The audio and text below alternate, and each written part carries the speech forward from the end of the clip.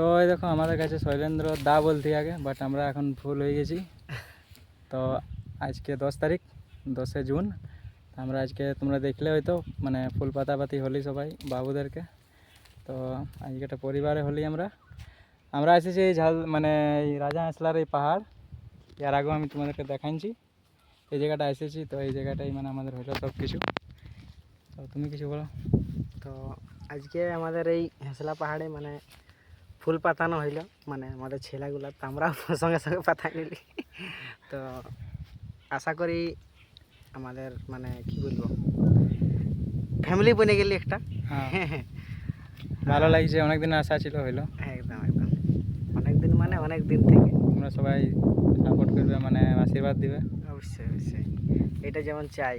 হ্যাঁ আর তোমরা সাপোর্ট করো আমাদেরকে, এইটাই চিনোই আমরা ফলো টলো করে দাও যেটা আমরা বলি। ঠিক আছে চলো।